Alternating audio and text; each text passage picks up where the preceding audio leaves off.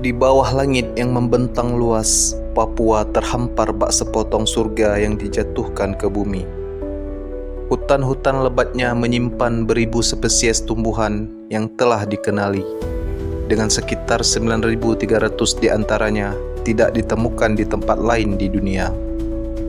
Pegunungan Lawrence yang terbentang seluas 2,3 juta hektar menjadi saksi bisu kekayaan ekosistemnya.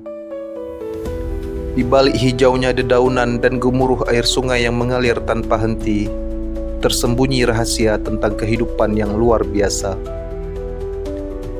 Di sana, burung cendrawasih menari di udara seakan menyapa siapapun.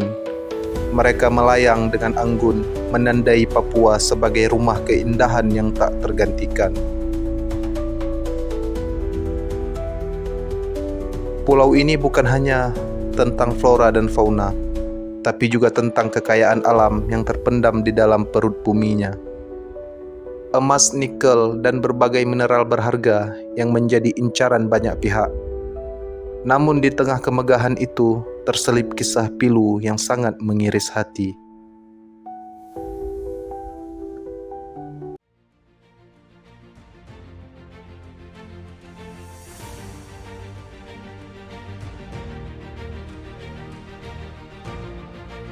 Kekayaan itu bukan untuk mereka yang telah menjaga tanah ini sejak dahulu kala. Penduduk asli Papua yang berjalan dengan kaki telanjang di atas tanah yang menyimpan emas dan permata. Mereka tetap hidup dalam kemiskinan. Ketika alat-alat berat menggali perut bumi, mengangkut bongkahan emas ke negeri-negeri jauh, masyarakat hanya bisa menyaksikan, tanpa daya, tanpa hak untuk menuntut bagian yang seharusnya menjadi milik mereka. Siswa di Kabupaten Tambrau, Papua Barat Daya harus ke sekolah dengan berjalan kaki sejauh 5 km lantaran tidak ada angkutan umum yang tersedia. Di pelosok Papua, anak-anak bangun tidur sebelum fajar. Berjalan jauh melewati hutan lebat, menyeberangi sungai deras hanya untuk sampai ke sekolah yang bangunannya sudah hampir roboh. Buku pelajaran langka, meja dan kursi reot, dan guru yang tidak seberapa jumlahnya. Tapi mereka tetap datang dengan mata penuh harapan, berusaha menyalakan cahaya kecil di tengah gelapnya keterbatasan. Di balik hutan yang hijau, berdiri tambang megah dengan gemerlap lampu yang menyala di sepanjang malam. Para pekerja dan eksekutif perusahaan hidup dalam kemewahan. Mereka memiliki akses ke makanan terbaik, fasilitas kesehatan canggih, dan pendidikan berkualitas untuk anak-anak mereka. Sementara itu masyarakat Papua harus berjalan berjam-jam, melewati hutan dan sungai untuk mencapai sekolah. Ironi ini semakin kentara ketika angka kemiskinan di Papua terus berada di puncak nasional. Jalanan berlumpur, jembatan yang nyaris roboh, dan akses yang mahal membuat mereka terisolasi. Bukan hanya secara geografis, tapi juga secara sosial dan ekonomi. Stigma yang melekat pada mereka sebagai masyarakat tertinggal semakin memperburuk keadaan. Mereka yang sakit harus menempuh perjalanan panjang, menembus hutan dan sungai demi mendapat perawatan medis. Tak jarang nyawa melayang sebelum sampai rumah sakit. Di desa-desa terpencil, ibu-ibu melahirkan tanpa bantuan medis.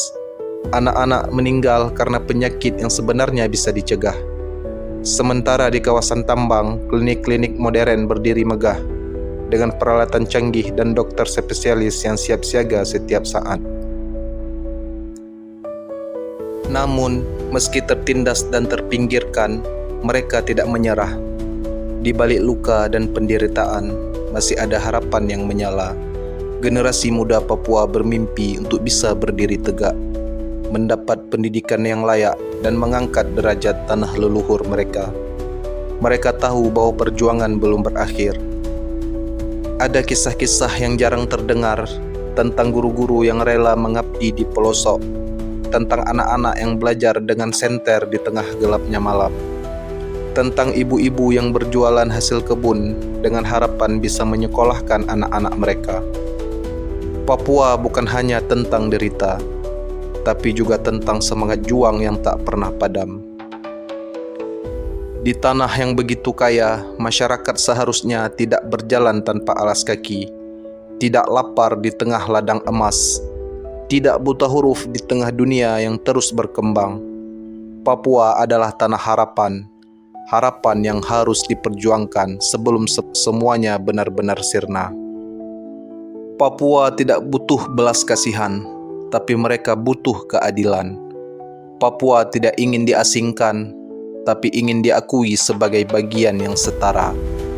Di antara gemerlapnya tambang dan megahnya sumber daya, suara masyarakat Papua tidak boleh hilang, karena Papua adalah Indonesia, dan Indonesia tidak akan pernah lengkap tanpa mereka.